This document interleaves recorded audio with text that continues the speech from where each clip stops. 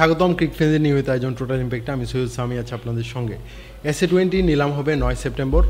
নিলামের জন্য কিন্তু 541 জন ক্রিকেটার নাম জমা দিয়েছেন। সেখানে বাংলাদেশের 14 জন ক্রিকেটার আছেন, সাকিব, মুস্তাফিজ সহ আরও কারা আছেন এটা নিয়ে কথা বলার জন্য আজকে হাজির হয়েছি।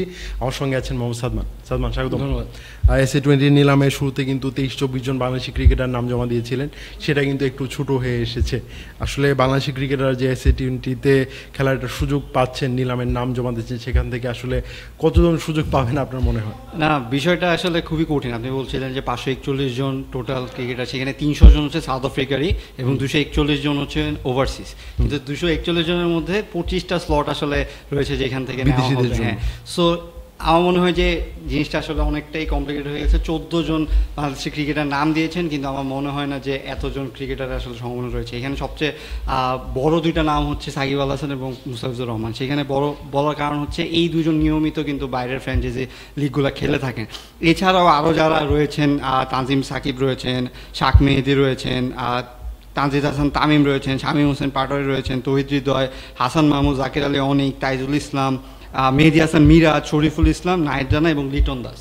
লিটন দাস কিন্তু বাংলাদেশের এখন অনগোয়িং ক্যাপ্টেন। তিনি কিন্তু প্রায়ই আসলে বিপিএলের বাইরে যে ফ্র্যাঞ্চাইজিগুলো আছে সেখানে ডাক পাওয়ার একটা সম্ভাবনা থাকে।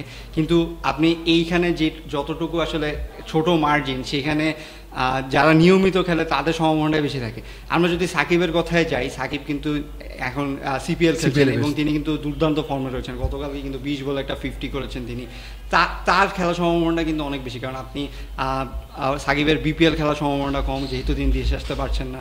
সো সেই ডিসেম্বরের শেষের দিকে যদি এসএ-20 হয়, তিনি ফ্রি থাকার সম্ভাবনা রয়েছে। সো সাকিবকে যদি দলে নেয়, হয়তো সাকিব নিয়মিত ওইখানে খেলতে পারবেন। এছাড়া মুস্তাফিজুর রহমানের একটা খুব ভালো একটা লিঙ্ক হয়েছে, সেটা হচ্ছে যে ক্যাপিটালস তিনি দিল্লি ক্যাপিটালসে খেলেছেন, তিনি দুবাই ক্যাপিটালসের জন্য সুযোগ পেয়েছেন। এখনও আসলে সেটা খেলবেন আমরা এখন জানি না। বিপিএল এর ডেটের উপরে ডিপেন্ড করবে যে তিনি কতদিন এনওসি পাচ্ছেন বা পাচ্ছেন না।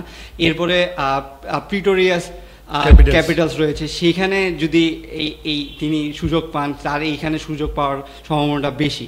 সো আমার মনে হয় যে যদি বাংলাদেশের 25 জনের মধ্যে একজন দুজন থাকে, সেখানে সাকিব আল হাসান এবং মুস্তাফিজের সম্ভাবনাটাই বেশি। এসএ-20 দলগুলোর মধ্যে আসলে প্রিটোরিয়া ক্যাপিটালসই সব থেকে বেশি অর্থ আসলে ধরে রেখেছে। তারা প্রায় 1.86 মিলিয়ন মার্কিন ডলার তাদের হাতে আছে। তারা এখনও কিন্তু 13টা জায়গায় কিন্তু পূরণ করতে পারবে সাউথ আফ্রিকা এবং বিদেশি ক্রিকেটারদের নিয়ে। সেই জায়গায় কিন্তু 5 জন বিদেশি ক্রিকেটার তারা নিতে পারবে সবচেয়ে বেশি। এই সুযোগটা কি মুস্তাফিজকে নিয়ে কি কিন্তু কাজে লাগাতে পারে? আমি যেটা আসলে সবচেয়ে বড় বাধা হবে যে বিপিএল, যদি বিপিএল সময় মতো হয়, তখন আসলে সম্ভাবনাটা খুবই কম থাকবে। বিপিএল এর ডেটটা যদি আমরা জানতে পারি যে বিপিএল কবে হবে, তখন হয়তো এই আলোচনাগুলোই আর থাকবে না, কারণ মুস্তাফিজ অবশ্যই বিপিএল বাদ দিয়ে আপনি এসএ-20 খেলবে না এবং তারাও তাকে আসলে এনওসি দিবে না বা তারা খেলবে না। সো সেক্ষেত্রে সাকিব আল হাসানের সুযোগটা আসলে বেড়ে যায়, কারণ তিনি আসলে বিপিএল খেলার সম্ভাবনাটা কম। সো এইখানে যেহেতু বলছেন যে 5টা ওভারসিজ প্লেয়ারের সম্ভাবনা রয়েছে, দল জায়গা রয়েছে। সো সাকিব যেহেতু নিয়মিত ফ্র্যাঞ্চাইজি লিগগুলো খেলছেন এবং ভালোই টাচে রয়েছেন, আমার মনে হয় যে হয়তো এসএ-20তে আমরা ক্যাপিটালসেরও দেখতে, ইভেন তিনি কিন্তু দুবাই ক্যাপিটালসের হয়েও গ্লোবাল সুপার লিগে খেলেছেন। সো তারও একটা কানেকশন রয়েছে। সো 9 সেপ্টেম্বর যেহেতু অকশনটা হবে, আমরা হয়তো সেই দিনই জানতে পারবো যে কাকে কাকে নেওয়া হচ্ছে। আচ্ছা, এখন দেখা যাক যে 9 সেপ্টেম্বরের ড্রাফট থেকে বাংলাদেশে কতজন ক্রিকেটার আসলে দল পান। ধন্যবাদ সাদমান আমাকে সময় দেওয়ার জন্য। দর্শক, ক্রিকেট ফ্রেন্ডের নিয়মিত আয়োজনে আমাদের সঙ্গে থাকার জন্য ধন্যবাদ। পরবর্তী কোনো পর্বে অন্য কোনো বিষয় নিয়ে আবার কথা বলবো, সেই পর্যন্ত আমাদের সঙ্গে থাকুন।